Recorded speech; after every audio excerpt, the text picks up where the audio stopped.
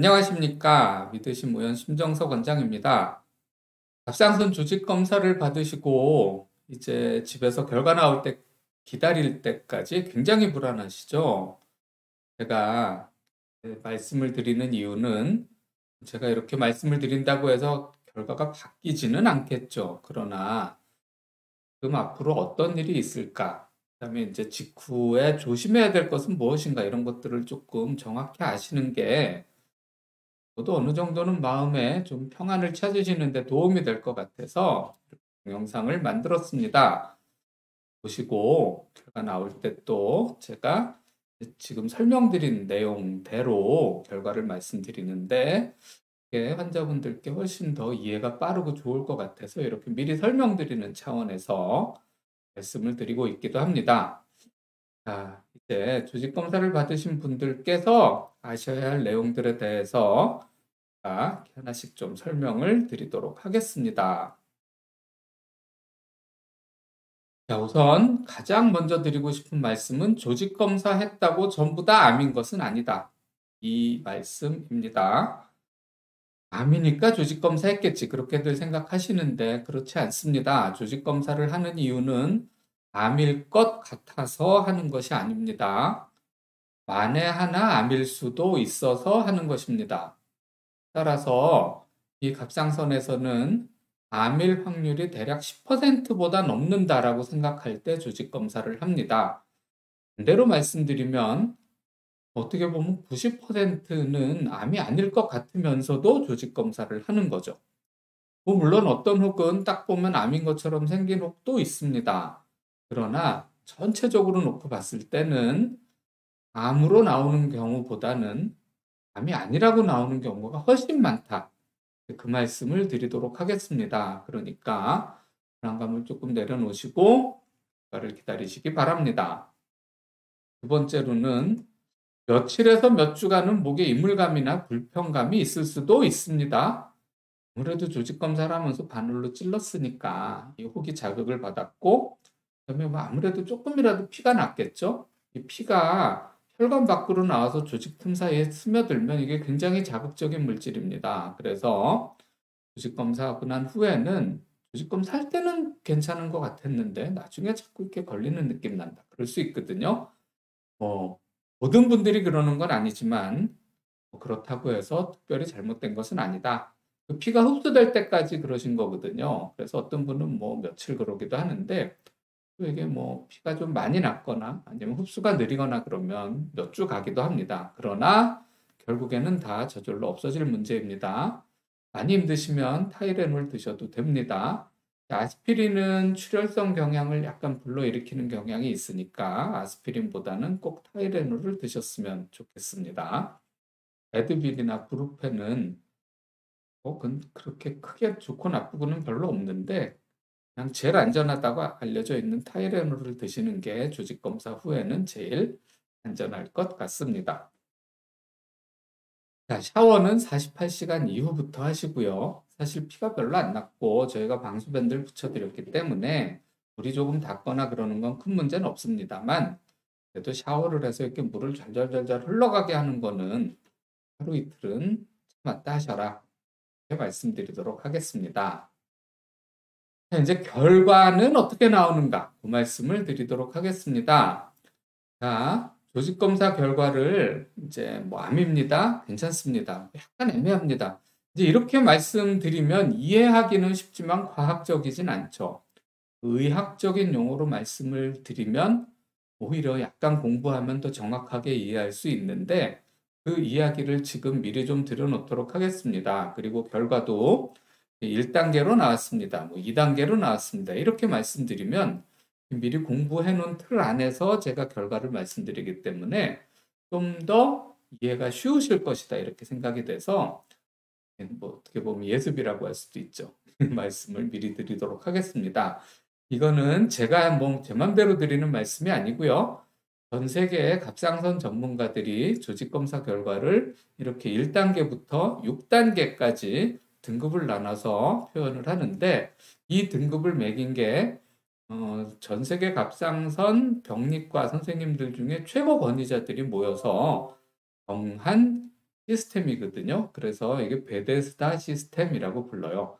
정확하게 이 이름이 왜 붙었는지는 모르겠습니다만 보통 이런 이름 붙일 때 그 권위자들이 모여서 최종적으로 자 이제 이거를 우리의 권고안으로 배포하자라는 회의 같은 거를 할 때 어느 도시에서 했느냐 뭐 그런 거 갖고 이름 붙이잖아요. 그래서 저는 아마 정리과 선생님들이 뭐 몇 년 이거 회의합니다. 그래갖고 마지막 회의를 베데스다라는 도시에서 했을 것이다. 그렇게 생각하는데 이건 제 뇌피셜입니다. 근데 이건 베데스다 시스템이라고 부릅니다.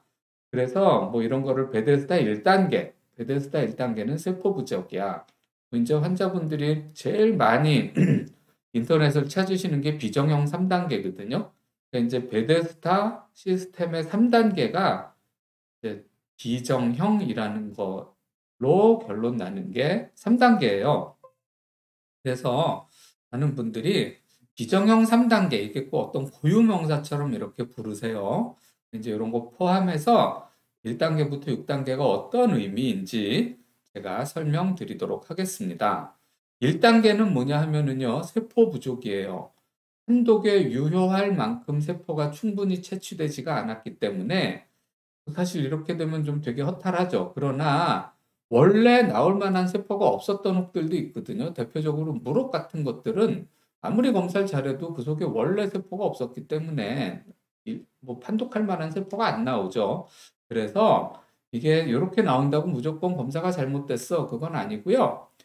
이제 그 왜 이런 결과가 나왔을까를 따져보고 뭐 그것 자체가 의미 있어서 아 이거는 원래 무록이었으니까 이거 나온 게 괜찮은 겁니다. 이럴 수도 있고요. 아 이건 꼭 세포가 나왔어야 되는 혹인데 세포가 안 나왔네요. 이제 그런 경우는 재검사할 수도 있습니다. 자, 베데스다 2단계는 양성입니다. 양성은 암이 아닌 거고 이게 제일 좋은 거예요. 이게 여기서 양이 좋다, 좋을 양자입니다. 그래서 얘는 착하네 이런 뜻이죠. 제일 좋은 경우고요. 안심하셔도 되는 경우이고요. 다만 양성이지만 혹이 너무 크면은 증상이 있거든요. 뿔룩해 보이기도 하고 그럴 경우에는 이제부터 아 그러면은 혹이 커서 증상은 있지만 양성이네. 그러면 어떻게 치료할지 생각해 보시죠.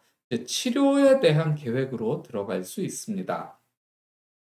베데스다 3단계는 비정형입니다. 이게 무슨 뜻이냐? 정상적인 형태가 아니다 이런 뜻이거든요. 양성은 좋은 거고요. 암은 나쁜 거잖아요. 근데 2단계랑 6단계나 5단계 사이에 3단계잖아요. 그러니까 양성보단 조금 안 좋은 거예요. 양성이 정형이라고 할 수 있어요. 근데 비정형이니까 양성이 아닌 거죠. 그러나 양성이 아니면 전부 다 암이냐? 아니요. 양성은 아니지만 아직 암까지는 안 갔어요. 이제 그런 게 비정형이에요. 그래서 양성과 암의 중간 단계로 회색지대고요. 얘가 이제 암인 경우. 그러니까 지금 이 결절에서 세포를 뽑았더니 세포 모양새가 지금 양성하고 암 사이인 거잖아요. 그러니까 그런 비정형 세포를 갖고 있는 환자분의 혹, 걔는 암일 수도 있기는 해요. 그 확률이 15% 정도라고 봅니다. 그러니까 이제 좀 애매하죠. 회색지대고 암일 확률도 딱 요 정도. 뭐 왕창 더 높으면은 차라리 수술을 할 텐데 그러기에는 아깝고. 그래서 요 경우는 초음파 소견은 어떠냐, 뭐 크기는 어떠냐, 환자분은 어떤 생각을 갖고 계시냐 이런 거를 다 종합을 해서 어떻게 할 건지 뭐 당장 수술을 하느냐, 재검사를 하느냐, 좀 두고 보느냐 이런 것들을 저랑 상담하셔서 결정하셔야 됩니다. 자, 여포성 종양이라는 것도 양성도 아니고 암도 아닌 건데 얘는 암일 가능성이 조금 더 높습니다. 근데 하여간 얘는 또 얘랑은 또 좀 달라요. 그래서 얘도 생각할 게 되게 많아요. 그래서 지금 이거랑 이거 두 개가 제일 골치 아픈 거잖아요. 그래서 요 두 가지에 대해서는 저희 병원에서 올려놓은 유튜브나 그다음에 블로그 글들이 되게 많이 있습니다. 저희 홈페이지에도 자세하게 되어 있고요. 그래서 궁금하실 테니까 보실 만한 링크들을 그 유튜브 밑에 고정 댓글이라고 있죠. 거기다가 제가 달아놓도록 하겠습니다. 그러니까 여포성 종양은 암 가능성이 약 30% 정도 되는데 일반적으로는 수술을 해야 됩니다. 그러나 너무 조그맣거나 그러면 좀 지켜볼 수도 있거든요. 그래서 이것도 결국 어떻게 할지는 저랑 상의하셔서 정하시면 됩니다. 베데스타 시스템의 5단계는 암 의심이고요. 6단계는 암이에요. 근데 우리나라에서는 이상하게 암 의심이라고 나온 분들이 수술해 보면 거의 다 암이거든요. 그래서 베데스타 시스템에서 5단계는 암 의심이지만 우리나라에서는 5단계나 6단계나 그냥 똑같이 암이라고 생각하고 진료 방침을 세웁니다. 이 경우는 그냥 암으로 나온 거예요. 그래서 수술이 원칙입니다만 이제는 1cm보다 작은 갑상선 유두암을 미세유두암이라고 부르거든요. 미세유두암은 요새는 수술 대신에 고주파나 능동적 감시라고 부르는 비수술적 치료를 하기도 합니다. 그럼 일단 나는 비수술적 치료 대상인가? 그거까지는 한번 확인해 보시고 다음 치료 방침을 정하시는 게 좋습니다. 그래서 미세유두암의 비수술적 치료 대상 여부 역시 저희 병원에서 올려놓은 자료가 굉장히 많이 있습니다. 그래서 글에 있는 링크를 참조하시고 생각해 보시고 내원하셔서 저랑 이제 앞으로 어떻게 할지를 정하시면 좋을 것 같습니다. 자, 오늘은 시술 직후에 주의사항 간단히 말씀드리고 조직검사 결과가 베데스타 시스템 아래에서 어떻게 나오는지 1단계부터 6단계까지를 말씀드렸습니다.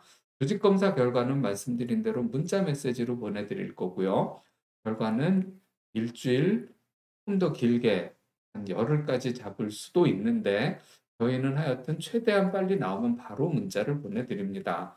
만약에 열흘이 됐는데도 결과가 안 왔다. 이거는 뭔가 잘못된 거니까 병원으로 전화 주셔서 혹시 내 결과가 왜 안 나왔느냐 한번 확인해 보시기 바랍니다. 저희는 문자 메시지에 몇 단계로 나왔는지 말씀드리고 이제 간단하게 어떻게 하실지 말씀드리고 오셔야 되는 경우에는 내원하시도록 그러면은 전화 걸어서 심원장이 진료하는 시간으로 예약하시고 내원하시기 바랍니다. 저의 진료 시간은 평일 진료 근무 시간도 있지만 일부 시간들은 조금 그 진료 인터벌을 좀 떼어서 잡고 야간 진료 시간도 좀 띄엄띄엄 잡아서 검사를 막 바삐 하는 것보다는 차분히 얘기할 만한 시간으로 잡고 있기도 합니다. 그래서 이 동영상을 보시고 이제 저랑 좀 얘기를 좀 했으면 좋겠다 그런 분들은 좀 여유 있는 시간대에 잡아달라고 약 담당자들한테 얘기하시기 바랍니다. 어떤 결과가 나오던 여러분들께서 건강 잘 지키면서 지내실 수 있도록 저는 또 최선을 다하겠습니다. 감사합니다.